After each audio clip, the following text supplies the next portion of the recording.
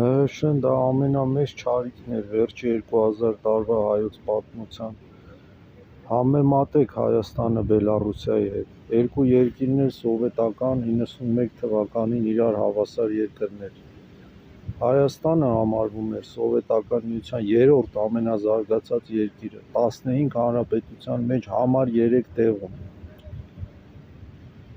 Այսինքն անգամ Բելառուսիայից էր առաջ, առաջինը Ռուսաստան, երկրորդ Ուկրաինա, երրորդ Հայաստան։ Այսօր նայեք Հայաստանը որ քարանձավն է մտել եւ որտեղ է Բելառուսիան։ Բելառուսիան այսօր ստանում է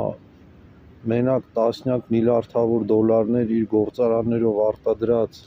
զինտեխնիկայից, որը նա պահպանեց, ոչ թե մասնավորեցրեց, ոնց որ հրապարակի գռզոյի $5000 առած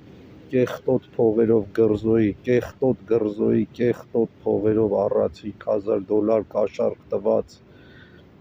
մաղարիչ սենց ջեբն ա մցրել քաղաքապետի այդ $5000-ը, ասել այդ շենքը ինձ պետք է ու հիմա այնտեղ Adidas-ը աշխատացնում։ Այդ շենքերը ի տարբերություն անթասիբ ՀՀՇ-ի կառավարության ու անթասիբ ՀՀՇ-ականների, որոնք լավ է գետինը մտնեն ու իրանց արածից հետո ընդհանրապես չխոսան եւ բոլոր այն ուժերը, ովքեր իրանց հարել են, ոնց օրինակ Խոսրով Հարությունյանը, մնացած տականքները, այսօր պետք է Հայաստանում ընդհանրապես չխոսեն։ Իրանք վերածեցին Հայաստանը աղքատ, կրիմինալ, բոմժանոցի, բանից էս զիբիլի արկղերից մարդկանցով լցրեցին ամբողջ Հայաստանը, 1 միլիոն արտագաղթ, էլի դուք խոսում եք, ձեզ քիչ էր։